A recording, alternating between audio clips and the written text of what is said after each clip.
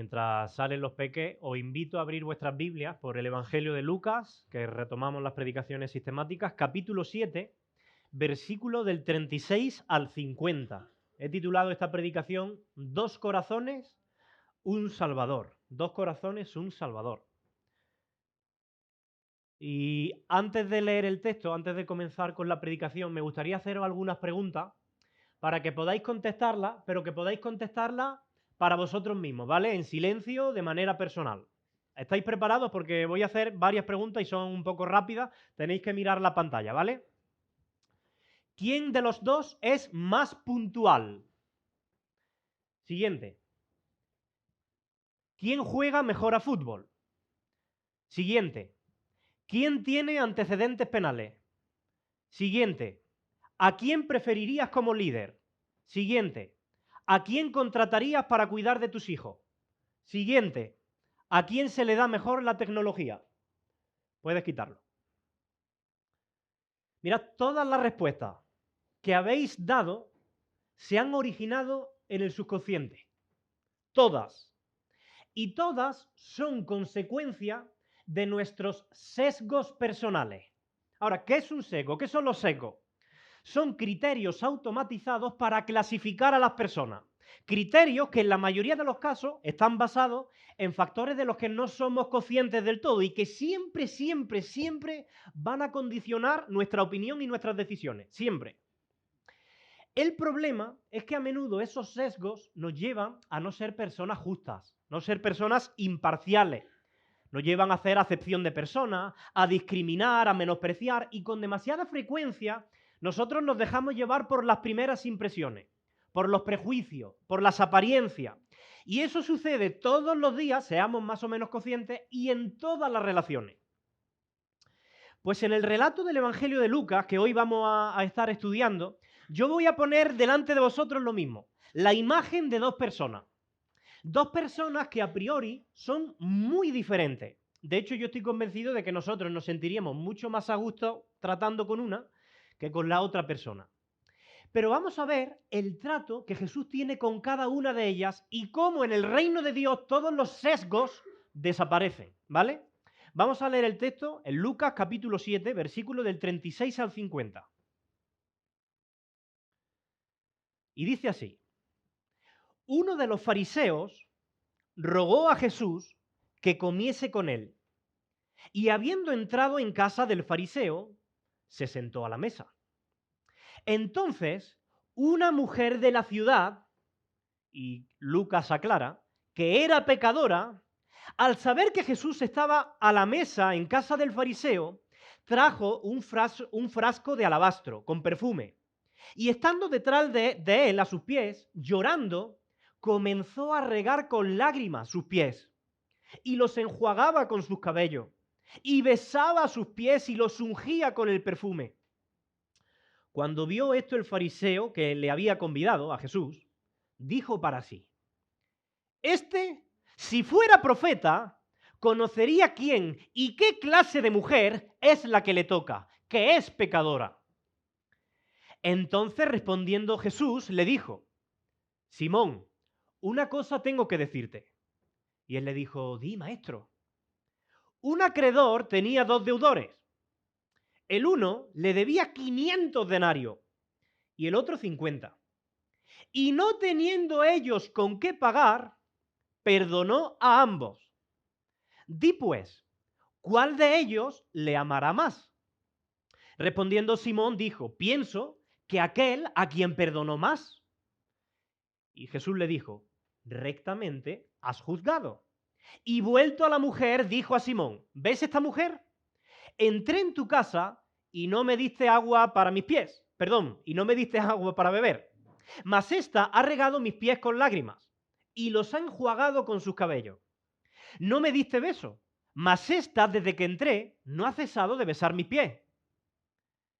No ungiste mi cabeza con aceite, mas esta ha ungido con perfume mis pies.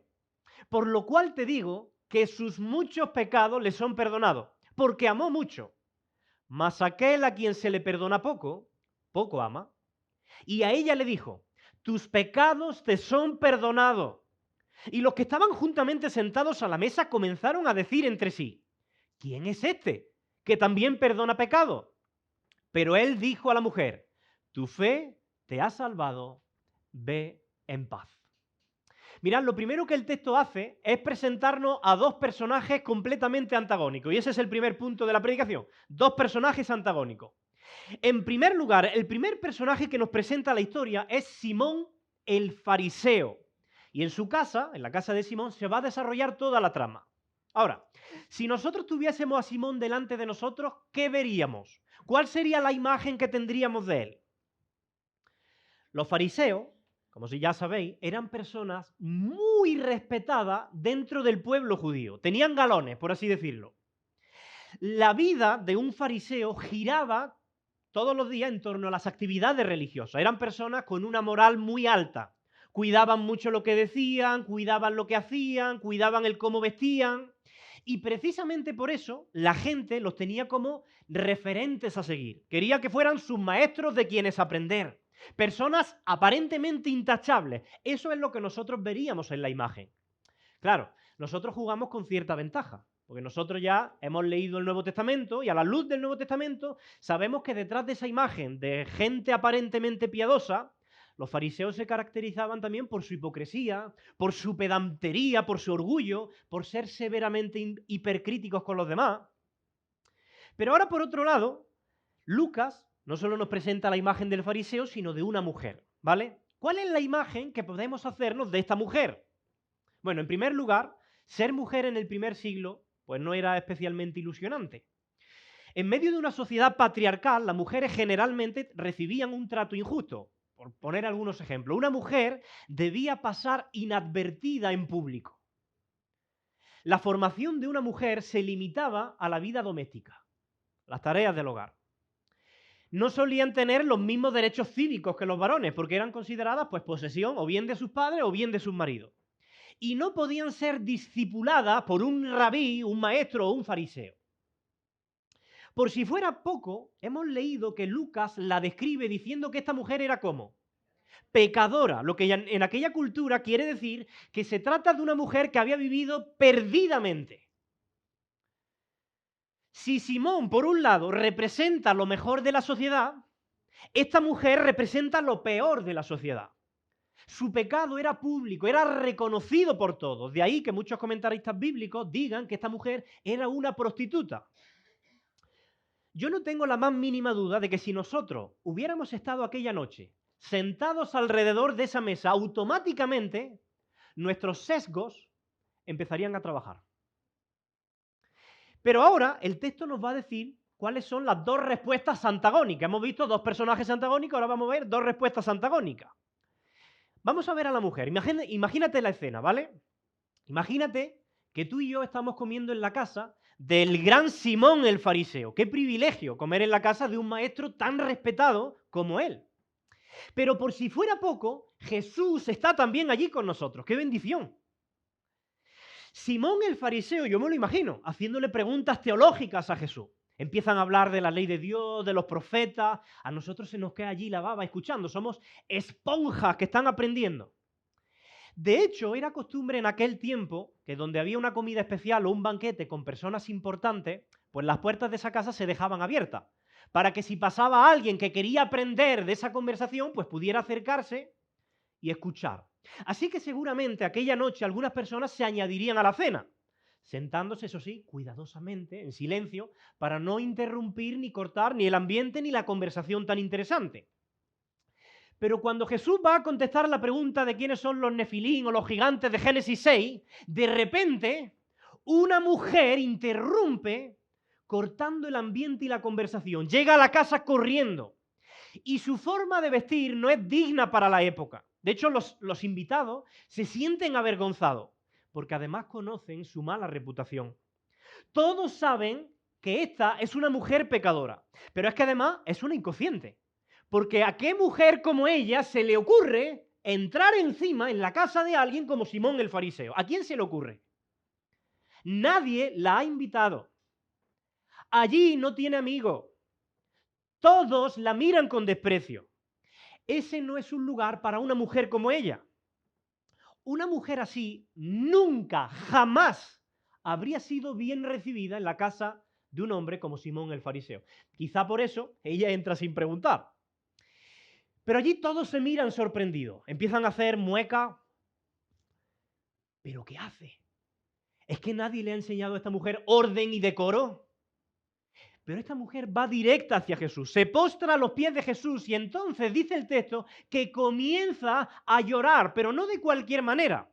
Si tú te fijas, dice literalmente que comenzó a regar con lágrimas sus pies. El verbo en griego que aquí se utiliza para regar se puede traducir literalmente como llover, llover. Es decir, su corazón está en extremo quebrantado, no puede contener las lágrimas que le caen como cántaros sobre los pies polvorientos de Jesús. Ella es consciente, más que nadie, de su propio pecado. Ella sabe que ha pecado contra Dios. Ella sabe que ha quebrantado de forma grosera la ley de Dios. Pero de alguna manera ella ha entendido la gracia perdonadora de Jesús y por eso ella acude corriendo y estalla en llanto delante de él. De hecho, cuando yo meditaba esta semana en la reacción de esta mujer, se me venían a la mente las bienaventuranzas. Yo creo que esta mujer está iniciando el camino de la vida bienaventurada. Porque la vida bienaventurada comienza precisamente con ese reconocimiento de nuestro pecado, de nuestra pobreza espiritual y llorando por ese pecado. ¿Cuál es la primera bienaventuranza? Los pobres en espíritu. Bienaventurados los pobres en espíritu, es decir, bienaventurados aquellos que reconocen su bancarrota espiritual, dichosos aquellos que reconocen su pecado y lo necesitados que están de la gracia de Dios. Pero ¿cuál es la segunda bienaventuranza? Bienaventurados los que lloran porque ellos recibirán consolación. ¿Te has preguntado alguna vez por qué lloran? Porque las bienaventuranzas siguen una secuencia lógica. Los que lloran son los que previamente han reconocido su bancarrota espiritual. Son aquellos que son conscientes de su pecado, de que su pecado les aleja de Dios y como resultado su corazón se quebranta y lloran. Y eso es lo que está sucediendo en esta mujer. Ella ha comprendido su pecado, ha entendido su pobreza espiritual y como consecuencia su corazón estalla en llanto. Bienaventurado, bienaventurada ella, porque la promesa es que recibirá consolación. Pero claro, piensa en los que están allí presentes. Viendo a una mujer de mala reputación, mal vestida, que entra corriendo y sin invitación ninguna, allí empieza a gritar, a llorar desconsoladamente, vaya espectáculo está liando. Si esto ya parecía ser una reacción extravagante que está asombrando a todos los presentes, de repente esta mujer, dice el texto, que se quita el velo que cubre su pelo, un acto que en aquella época era indecente, inmoral. Yo me imagino a las mujeres presentes echándose las manos a la cabeza diciendo, ¿qué está haciendo esta mujer? Muchos hombres girando la cara, avergonzados. Pero esta mujer pecadora está llorando sobre los pies de Jesús y entonces se da cuenta de algo. Nadie había lavado los pies de Jesús antes de comer. Mira, en aquella época, el anfitrión, cuando invitaba a alguien, debía pedir a su esclavo o a su siervo, porque esto era considerado un trabajo degradante, que le lavara los pies a los invitados. Porque recordemos que en aquel tiempo no se usaban zapatillas como hoy, iban en sandalias, y hoy día tenemos carreteras asfaltadas muy bonitas, pero en aquel tiempo no era tan común. Estaban llenas de tierra, de modo que los pies se llenaban de polvo, de suciedad del camino. Y ellos, además, no se sentaban en sillas como nosotros. Ellos ponían cojines en el suelo y tenían los pies relativamente cerca de los alimentos. Así que esta mujer va a hacer lo que el anfitrión no ha hecho. Y después de lavarle los pies con sus lágrimas y con sus cabellos, que las mujeres como sois con el cabello, pues imaginaos, ¿no? Para mayor escándalo de los allí presentes, la mujer ahora comienza a besar los pies de Jesús. Ella está demostrando un corazón lleno de gratitud. Ella no puede contener esa demostración de amor hacia Jesús. De hecho, no le basta con besar los pies. Ahora va a hacer lo que ella ha venido a hacer desde el principio. Ella saca un frasco de alabastro. El alabastro era un tipo de mármol muy costoso que se conseguía en las canteras de Egipto, lleno de un costosísimo perfume con el que probablemente atraía a sus clientes y comenzó a ungir los pies del Señor con ese perfume. Ella está honrando a Jesús, ella está mostrando una profunda devoción por Él. porque su posesión más valiosa la está derramando sobre los pies de Jesús. Pero a los ojos de todos nosotros, el comportamiento de esta mujer es extraño y extravagante. Algunos incluso pensaríamos que esta mujer no está en su sano juicio. Otros incluso razonarían, yo lo pensaba, si esta mujer de mala reputación entra con tanta confianza y le hace todo eso a Jesús, y Jesús no le quita el pie, no le dice quita, o aparta el pie, a lo mejor es que Jesús y esta mujer ya se conocían. Y eso no habla muy bien de Jesús. Mira, si somos honestos, creo que todos nosotros tendríamos que reconocer que de haber estado allí aquella noche, tú y yo nos habríamos sentido mucho más a gusto tratando con Simón. ¿O no? Porque Simón es una persona más normal, es más predecible, es más lógica, más decente, buen comportamiento. Sesgos. Esos son los sesgos. Pero a los ojos de Jesús, y es aquí donde está el punto clave, la reacción de esta mujer es completamente apropiada. De hecho, de todas las reacciones que hubo en aquella casa, la más apropiada fue la de esta mujer. Mira, si tú te fijas, esto es un detalle muy interesante, si tú te fijas, en todo el relato la mujer no dice ni una sola palabra. ¿Os habéis dado cuenta?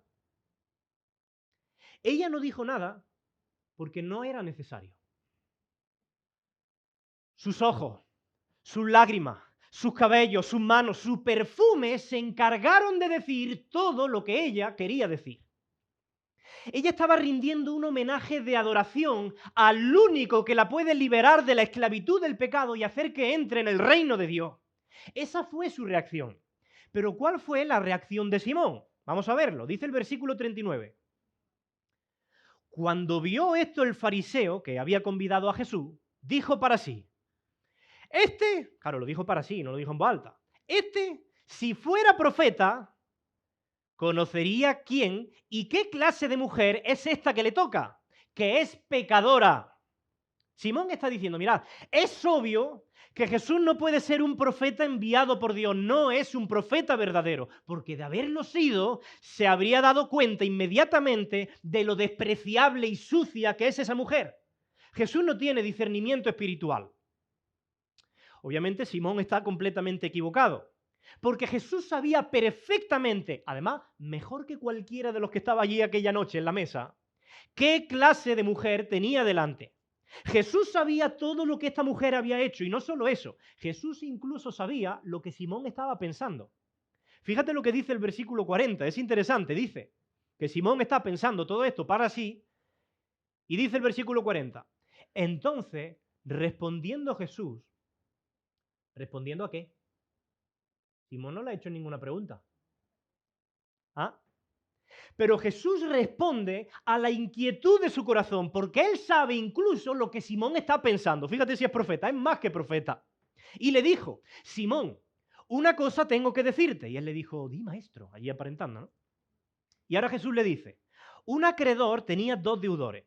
El uno le debía 500 denarios y el otro 50. Y fíjate lo que dice ahora. Y no teniendo ellos con qué pagar, perdonó a ambos. Di pues, ¿cuál de ellos le amará más? Respondiendo Simón dijo, pienso que aquel a quien perdonó más. Y Jesús le dijo rectamente, haz juzgado. Jesús le cuenta una parábola, ¿vale? En la parábola aparece un acreedor es un prestamista, aquel que hace préstamo. Y presenta también a 2 deudores. Uno debe 500 denarios y el otro 50 denarios. Ahora, ¿qué es un denario? Un denario era lo que un obrero, lo que un trabajador ganaba en un día de trabajo, ¿vale? Así que por un lado tenemos a un deudor que debe el sueldo que ganaría en aproximadamente 1 mes y medio de trabajo. Y luego tenemos a otro deudor que le debía al mismo prestamista, al mismo acreedor, el salario de aproximadamente 1 año y medio de trabajo. Pero aunque una deuda era mayor que la otra, dice el versículo 42, y esto es clave, es la clave para entender el texto, que ninguno de los dos podía pagarla. Así que el acreedor decide perdonar generosamente la deuda de los dos. Y Cristo pregunta, ¿cuál de ellos le amará más? Simón responde, a ver, Jesús, yo pienso que aquel a quien se le perdonó más. Y Jesús dice, correcto, rectamente ha juzgado. A quien se le perdona mucho, amará mucho. Ahora, cuidado con cómo interpretamos esta parábola.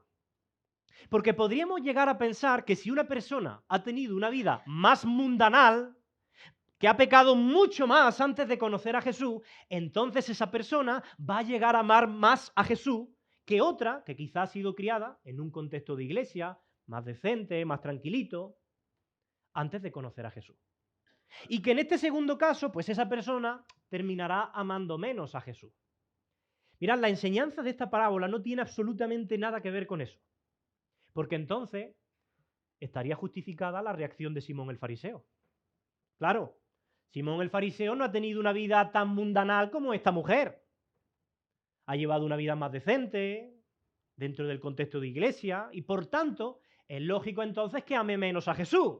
Pero esa no es la enseñanza. Mirad, el énfasis de esta parábola está en la conciencia que cada uno tiene de su propia deuda. Ese es el énfasis. Recuerda que el texto dice que ninguno de los dos podía pagar la deuda. La diferencia está entre el uno y el otro no tanto en la cantidad, sino en la conciencia que cada uno tiene de su problema con el acreedor. Ella, por un lado, se sentía muy pecadora. Ella se sentía muy en deuda con Dios. Sin embargo, Simón el fariseo no se veía como un mal hombre. Él no era consciente de su pecado, no era consciente de la enorme deuda que tiene para con Dios, que es impagable. Ese es el punto. Y para Dios, ambos son deudores. Ambos están completamente perdidos, porque en relación con Dios no hay unos más deudores que otros. En relación con Dios, o estamos completamente perdidos o estamos completamente salvados. No hay puntos intermedios, no hay uno que esté más salvado que el otro. De hecho, ¿cuál de los dos estaba más necesitado de que se le predicara el Evangelio? Obviamente los dos. Pero aunque no lo parece a simple vista, lo cierto es que la condición espiritual de Simón el fariseo delante de Dios era peor que la de esta mujer. Y Jesús se lo está tratando de hacer ver. Jesús está diciendo de alguna manera, mira, Simón, ella está en problema. Y tú también. Ella no puede pagar la deuda. Y tú tampoco. La gran diferencia es que ella lo sabe y tú no. Por eso su condición es peor. Es el entendimiento de nuestra condición lo que hace la diferencia. Simón necesitaba experimentar el mismo quebrantamiento que estaba experimentando esta mujer, pero no lo hizo.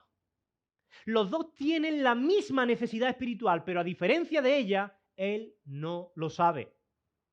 Y por eso los dos no solo reaccionan de manera diferente, sino que van a tener resultados diferentes. Y ese es el tercer punto. Resultados antagónicos. Dice el versículo 44 en adelante. Dice, y Jesús, vuelto a la mujer, dijo a Simón, ¿ves esta mujer? Entré en tu casa y no me diste agua para mis pies, mas ésta ha regado mis pies con lágrimas y los ha enjuagado con sus cabellos. No me diste besos, Simón, mas ésta, desde que entré, no ha cesado de besar mis pies. No ungiste mi cabeza con aceite, mas ésta ha ungido con perfume mis pies. Por lo cual te digo que sus muchos pecados le son perdonados, porque amó mucho. Mas aquel a quien se le perdona poco, poco ama. Y a ella le dijo, tus pecados te son perdonados. Y los que estaban juntamente sentados a la mesa comenzaron a decir entre sí, ¿quién es este? Que también perdona pecados. Pero él dijo a la mujer, escucha estas palabras, tu fe te ha salvado, ve en paz. Yo creo que estas palabras debieron sonar como música celestial a los oídos de esta mujer. Bienaventurados los que lloran, porque ellos recibirán consolación. Y esta mujer va a recibir las palabras más consoladoras que un ser humano puede escuchar a este lado de la eternidad. Tus pecados te son perdonados. No hay cuentas pendientes para con Dios, completamente perdonada. Eres limpia de todos tus pecados. Y ojo, porque este perdón no es porque ella haya ungido los pies de Jesús, no es porque ella lo haya lavado con sus cabellos, no es porque ella haya derramado sus lágrimas, ni siquiera es por causa de su amor por Cristo. Dice el versículo 50, Cristo lo aclara, tu fe te ha salvado. Ella es perdonada porque ha creído, punto. Mirad, por increíble que parezca, todo lo que se requiere para recibir el perdón y la gracia de Dios es venir a Cristo, consciente de tu necesidad y creyendo que su gracia está disponible para ti. Punto. Si tú crees eso de todo corazón, tus pecados te son perdonados. Eso fue lo que ella recibió. ¿Pero qué recibió Simón? Mirad, lo único que recibió este hombre, aparentemente tan decente y moralista, fue una severa amonestación por parte de Cristo. De hecho, estoy seguro que si este hombre al final de su vida no se arrepintió, va a recordar por toda la eternidad lo que sucedió aquel día alrededor de esa mesa. Porque el Salvador de los pecadores estuvo sentado en su mesa y él creía no necesitarlo. Y ojo, porque puede que haya algunas personas hoy aquí o que nos vean desde casa, como Simón el fariseo, que crean que no son tan malos y que su aparente decencia será suficiente para ser aceptados por Dios. Mira, el diablo trata de engañar a las personas con dos mentiras muy grandes. La primera de ellas es diciéndole, eres tan bueno que no necesitas ser salvado. Y la otra mentira es diciéndole, eres tan malo que no puedes ser salvado. Pero en ambos casos es una mentira diabólica. Mirad, todos nosotros estamos en bancarrota espiritual. Ni tú, ni yo, ni los que están ahí fuera pueden saldar esa deuda que tenemos con Dios. Nada de lo que haga, ningún esfuerzo humano hará que gane su perdón. Pero esta mujer no ganó el perdón de Jesús por lo que hizo. Fue al revés. Esta mujer amó mucho a Jesús porque fue consciente de lo mucho que Jesús le había perdonado. Sus actos de amor son simplemente una respuesta al perdón recibido, una muestra de gratitud. Por eso Jesús dijo, al que mucho se le perdona, mucho ama. Ese es el orden. Primero el perdón y después nuestra devoción a Él, nuestra respuesta de amor. Fue la conciencia del amor de Jesús lo que produjo en esta mujer esos actos de amor tan extravagantes. Porque el perdón de Jesús también es extravagante. Mira, yo creo que con el paso de los años, nosotros como cristianos podemos perder la conciencia de lo extravagante que es el perdón de Dios. Y quizás dejamos de sorprendernos, de valorar la grandeza de su perdón. Quizás porque perdemos conciencia de nuestro propio pecado. Porque inconscientemente comenzamos a sentirnos como Simón el fariseo, que somos personas decentes, al menos no somos tan malos. Y que, hombre, que merecemos el favor de Dios. Y cuando eso comienza a suceder, nosotros no nos damos cuenta.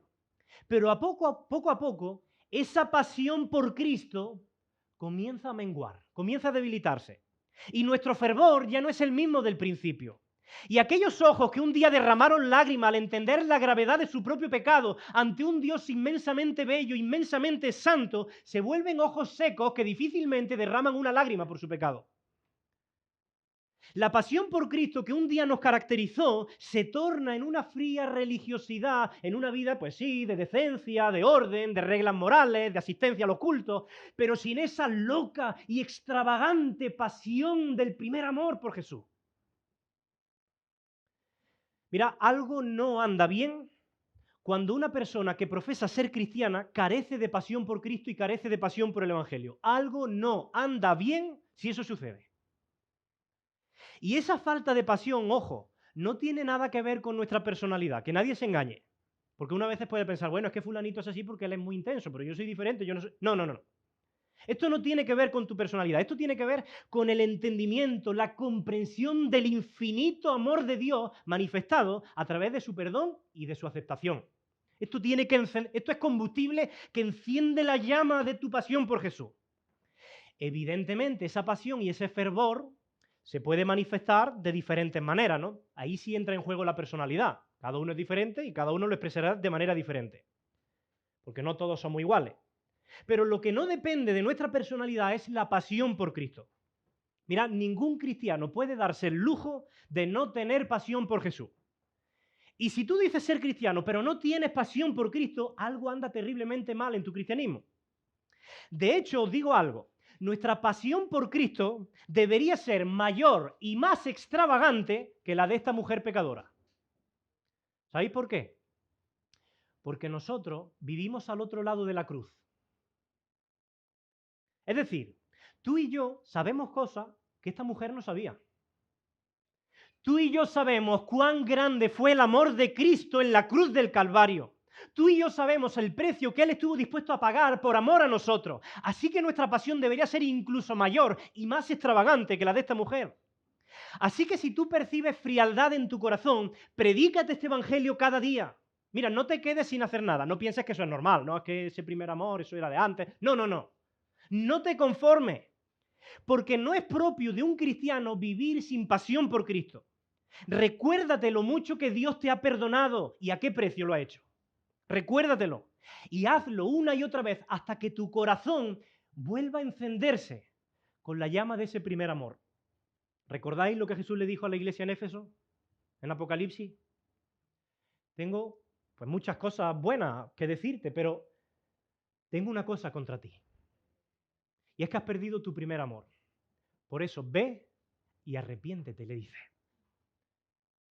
Oye, Jesús toma muy en serio esa falta de pasión por Él. Ve y arrepiéntete, le dice a la iglesia en Éfeso. Arrepiéntete si tu pasión por Cristo ha ido menguando con los años. Porque nuestro Señor y Salvador Jesús merece nuestra más profunda, sincera y ardiente devoción. Y la única manera de avivar esa llama es recordándonos cada día la gravedad de nuestro más profundo pecado y la inmensa deuda que tenemos para con Dios. Pero también recordando algo, la infinita gracia y misericordia de Dios, que está dispuesta a perdonarnos diariamente. Cuando tu corazón comience a sentir lo que sentía este fariseo, cuidado. Mira, este fariseo despreciaba a la mujer, ¿sabéis por qué? Porque él se sentía superior a ella.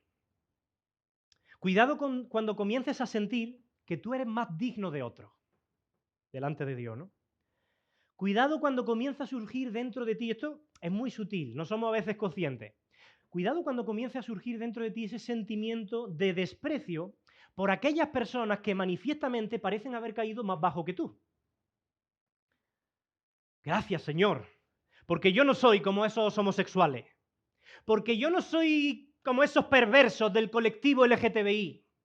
Cuidado cuando este sentimiento de desprecio hacia los pecadores aparezca en nuestro corazón. Y recordemos que nosotros también lo somos. Y que nuestra deuda delante de Dios es tan impagable como la de ellos. O tal vez eres de los que siente desprecio por aquellos que son como Simón el fariseo, que también puede pasar. Por los santurrones, esos religiosos hipócritas que están todos los días en la iglesia, los legalistas. Porque al final es el mismo desprecio. Mira, no importa si eres de los que desprecia a los homosexuales, a las prostitutas o desprecia a los santurrones y espiritualoides. El problema es que te sientes superior a ellos.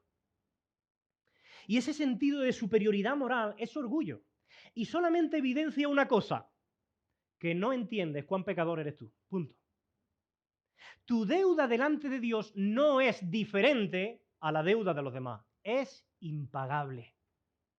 No pienses que tú eres más atractivo para Jesús gracias a tu buena moral, a tu decencia, a tus buenas acciones. Escucha esto. No es nuestra belleza lo que atrae el amor de Dios. Es nuestra falta de encanto. Lo que le atrae a Dios de ti no es tu belleza, es tu fealdad. Porque Cristo no ha venido al mundo a salvar a los bellos, a los limpios espirituales, a los sanos, a los decentes, sino a salvar a los enfermos, a los sucios pecadores. El perdón de Dios no es para los que se sienten dignos y limpios, sino para los indignos y sucios. ¿No os parece eso humanamente incomprensible y a la vez maravilloso? Que el corazón de Dios se mueve a perdonar a las personas no por nuestro bello carácter, sino precisamente por lo contrario, nuestra fealdad. O sea, yo humanamente no lo entiendo. Porque a mí humanamente lo que me produce ternura, lo que mueve mi corazón, es cuando yo veo en los ojos de otras personas, pues nobleza, sencillez, humildad, belleza, bondad. Esas son las cosas que mueven mi corazón. Pero el corazón de Dios es movido no por nuestra nobleza, no por nuestra bondad, no por nuestra belleza, no por nuestra humildad, sino por su gracia y amor, punto, por amor a su nombre. Y yo no lo entiendo, pero he llegado a la conclusión de que tampoco tengo que entenderlo. De hecho, creo que eso es lo que enseña uno de los textos que hoy día es más mal interpretado de toda la Escritura. No sé si puedes poner Isaías 55, versículos 8 y 9. Es un texto que malinterpretamos y mucho, pero creo que viene a enseñarnos precisamente esto. Isaías 55, versículos 8 y 9. Dice así: porque mis pensamientos no son vuestros pensamientos, ni vuestros caminos mis caminos, dijo Jehová. Como son más altos que los cielos que la tierra, así son mis caminos más altos que vuestros caminos, y mis pensamientos más altos que vuestros pensamientos. Ahora, ¿cómo solemos nosotros interpretar este texto? Cuando no entendemos lo que Dios está haciendo en su providencia, no lo entendemos y decimos, bueno, que sus pensamientos son más altos que los nuestros. Cuando las cosas salen de una manera diferente a como nosotros esperábamos, de una manera extraña, que nosotros no entendemos, utilizamos este versículo. Pero si tú miras el contexto, verás que ese no es el sentido que el autor original quería darle. ¿En qué sentido sus pensamientos son más altos que los nuestros y sus caminos más altos que nuestros caminos? Mira, este versículo está dentro de un pasaje más amplio que está hablando acerca del perdón de Dios. Fíjate lo que dice solo 1 y 2 versículos antes. Vamos a leer el versículo 6 y 7, ¿vale? Que es justo lo que dice antes. Dice así: buscad a Jehová mientras pueda ser hallado, llamadle en tanto que está cercano. Versículo 7. Deje el impío su camino y el hombre inicuo sus pensamientos, y vuélvase a Jehová, el cual tendrá de él misericordia, y al Dios nuestro, el cual ¿qué?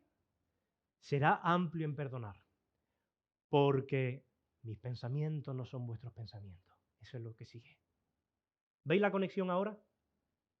En otras palabras, lo que Isaías está diciendo es: los caminos del Señor no son como los nuestros, porque nuestro corazón se mueve al ver la belleza de carácter de otro. Pero su amplitud en perdonar, la amplitud de Dios va mucho más allá que la nuestra. Nosotros somos muy tacaños para perdonar a otros, pero Dios es generosísimo en dar su perdón. Y en ese sentido es que sus caminos son más altos que los nuestros y sus pensamientos más altos que los nuestros. Y nosotros cada día tenemos que contemplar y meditar en este costosísimo amor perdonador de Dios. Un amor que va a alcanzar su máxima expresión en el sacrificio de Cristo en la cruz. Porque ese es el combustible que nosotros necesitamos para mantener encendida la llama de nuestra pasión por Él. Es ese. Mirad, parece algo básico, pero es que lo terminamos olvidando. Es el Evangelio, el siempre relevante y necesario mensaje del Evangelio, lo que produce pasión por Cristo en nuestras vidas. Así que si tú un día sientes que tu corazón no está bien, que no está apasionado por Cristo como un día lo estuvo, si tú notas frialdad en tu corazón, predícate otra vez el Evangelio, predícatelo, recuérdatelo, recuerda tus pecados, pero luego mira la cruz. Y cuando tú llores por tu pecado, mira la cruz y recuerda el perdón inmerecido de Dios, porque al que mucho se le perdona, mucho ama, y va a surgir el fervor y la pasión. Mirad, y no quiero terminar sin decir algo a aquellos que quizás están aquí hoy escuchando o viéndonos desde su casa, pero que están sin Cristo. Yo no sé con cuál de los dos personajes de esta historia tú te identificas más, si con la mujer o con Simón el fariseo. Pero sea con el uno o con el otro, tú necesitas a Jesús. Necesitas el perdón que solamente Él puede darte. Y Él puede hacer por ti exactamente lo mismo que hizo aquel día por esa mujer. Concederte de pura gracia un perdón absoluto y permanente, porque Él pagó el precio de nuestros pecados en la cruz del Calvario. Él puede hacerlo. Y ese perdón hoy está disponible para ti, así que no desprecies esta oportunidad que Dios te da. Porque Él ha prometido perdonar a todo pecador que viene a Cristo consciente de su necesidad, pero también con la fe de que Dios es un Dios perdonador. Pero hay algo que Dios no ha prometido, y es un mañana para arrepentirte. ¿Y si no hay un mañana para ti? ¿Y si es hoy cuando Dios te está dando este llamado al arrepentimiento? Arrepiéntete de tu pecado, confía en el Señor, y hoy mismo, en este momento, por amor a su nombre, el Señor te va a decir: tus pecados, que son muchos, todos han sido perdonados. Ve en paz. Vamos a orar. Señor, te damos gracias por tu palabra. Y en esta mañana, Señor, queremos pedirte que nos ayude a conocer nuestros propios sesgos. Perdónanos porque a menudo miramos solamente lo que ven nuestros ojos, pero no somos capaces de ver el corazón y de ver que nosotros estamos en la misma deuda que todo el mundo. Ayúdanos a mirar con ojos de misericordia a aquellos que parecen que han caído más bajo que nosotros. Arranca, Señor, de nuestro corazón ese sentimiento de desprecio, de menosprecio hacia otros. Y ayúdanos a ser cada día más conscientes de nuestro propio pecado. Examina nuestro corazón y muéstranos aquello que hay de perversidad en nosotros. Y ayúdanos a valorar tu gracia. Señor, queremos que tú reavives la llama de la pasión en nosotros. No queremos convertirnos en religiosos como Simón, ni en grandes teólogos que conocen mucho tu palabra. Queremos corazones grandes, llenos de pasión por ti. Te pedimos perdón si nuestra pasión ha menguado, si nuestro amor por ti ha decrecido con el paso de los años. Te ruego que lo reavives, que nos llenes de tu espíritu y que esa pasión y fervor se note en nuestro día a día. Y oro también, Señor, por aquellos que aún no han entregado sus vidas a Jesús, para que en este día puedan arrepentirse de tus pecados y escuchar estas mismas palabras. Tus pecados, tu fe te ha salvado, tus pecados han sido perdonados, ve en paz. En el nombre de Jesús lo rogamos todo. Amén, Señor.